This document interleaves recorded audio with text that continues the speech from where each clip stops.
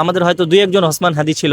Iran আসলে একটি জাতি হিসেবে পুরো জাতিটাই আসলে ওসমান হাদি। আসলে বিষয়টা হলো যে আমরা যদি এখন আরব দেশগুলোর দিকে দেখি যে তাদের দেশের উপরে যখন ইরান হামলা চালাচ্ছে তখন তাদের আসলে সার্বভৌমত্বের উপরে আঘাত আসতেছে এরকম একটা কথা বলতেছে।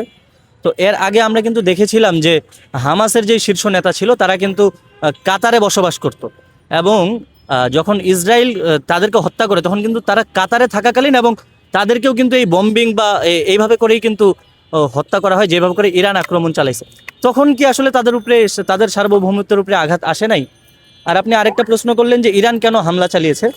ইরান হামলা চালিয়েছে আসলে ইরানের হামলা চালানোর যৌক্তিকতা এরকম যে তারা আমেরিকার যে সকল ঘাঁটি রয়েছে মধ্যপ্রাচ্যে সেই ঘাঁটিগুলোর উপরে হামলা চালিয়েছে। এটার যৌক্তিকতা এমন যে তাদের ঘাঁটিগুলো থেকে মানে বিভিন্ন মুসলিম দেশগুলো থেকে মধ্যপ্রাচ্যের দেশগুলো থেকে কিন্তু ইরানের উপরে হামলা চালানো হচ্ছে। তারা যেখান থেকে তাদের উপরে হামলা চালানো হচ্ছে সেখানে তাদের হামলা চালানোর রাইট আছে বলে আমি মনে করি এবং তারা সেটা দেখাচ্ছে।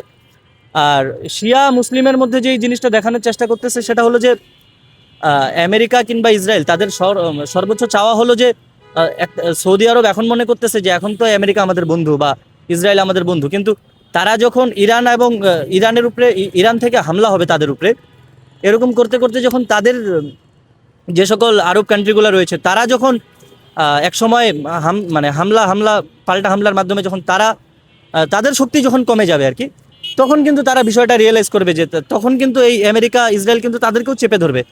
আমরা দেখেছি যে তেলের জন্য কিভাবে করে ভেনেজুয়েলার প্রধানমন্ত্রীকে বা রাষ্ট্রপতিকে তুলে নিয়ে আসা হয়েছে, আর তখন কিন্তু এই সার্বভৌমত্ব নিয়ে কিন্তু কেউ কথা বলেনি। কিন্তু এখন যখন ইরানের উপরে হামলা চালানো হলো তখনও কিন্তু সার্বভৌমত্ব নিয়ে কথা ওঠে না, কিন্তু ইরান যখন পাল্টা হামলা চালানো তখনই কিন্তু এরকম একটা প্রশ্ন উঠেছে। তো আমি মনে করি যে এগুলো আসলে পশ্চিমা এবং ইহুদিদের একটি মানে কালচারে পরিণত হয়েছে এবং এটি বেশি দিন টিকবে না, কারণ আমরা তো মুসলমান, আমরা এই বিষয়গুলো বুঝি কিন্তু অনেক কথাই বলতে পারি না। রাশিয়া কিংবা চীন যেভাবে করে বলে যে আমরা ইরানের পাশে রয়েছি, এটি আসলে একটি ভ্রান্ত ধারণা আমাদের, কারণ পৃথিবীতে সকল ধর্মের একমাত্র সমস্যা মুসলমানদেরকে নিয়ে কিংবা একমাত্র শত্রু মুসলমানরাই। তো আসলে চীন কখনোই ওইভাবে করে ইরানের সাহায্য করবে না, রাশিয়াও করবে না। হয়তো মুখে মুখে অনেক কথাই বলবে, দিন শেষে আসলে এগুলো আসলে তাদের প্রি প্ল্যান। আমি মনে করি যে ভিতরে ভিতরে ইরান আপনার চীন, রাশিয়া, আমেরিকা আরও যারা রয়েছে সবাই এক। যদি আপনি এই বিষয়টা লক্ষ্য করেন ইউরোপীয় ইউনিয়নের দিকে আপনি তাকালে এই বিষয়টা লক্ষ্য করবেন যে তারা সবাই আসলে এক, কিন্তু মধ্যপ্রাচ্যে এই বিষয়টার ঘাটতি রয়েছে। কিংবা ওআইসির কথা যদি আমি বলি, তাদেরও গার্ডস বলতে কিছু নাই। হ্যাঁ, এটা তো সবার মুসলিম রাষ্ট্র দরকার, এটা দরকার, অবশ্যই দরকার এটা। কারণ যেটা মুসলিম রাষ্ট্র আক্রমণ করছে, মুসলিম রাষ্ট্রের উপরে কলজা চার হয়ে খাড়াই ছিল, এটা হলো ওর মুসলমানের বাচ্চা। এটা চোখের উপরে চোখ রেখে কথা যে কইছে, এটাই তো ধন্যবাদ। হ্যাঁ হ্যাঁ এই দেখেন সাদ্দাম হোসেন কথা কইছে, এ নিয়েও গেছে গা, ঠিক আছে না? লাদেন কথা কইছে, এ নিয়েও গেছে গা, কিন্তু আমেরিকাই খাইছে এই দুজন, ঠিক আছে? আর এখন এই যে খাইনি কথা কইছে, এনেও রেলিয়ে গেছে আমেরিকা।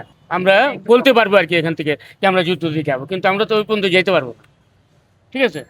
কিন্তু এটা বলতে হবে, এটা মনে আগ্রহ রাখতে হবে যে আমি থাকলে আমি যুদ্ধ করি।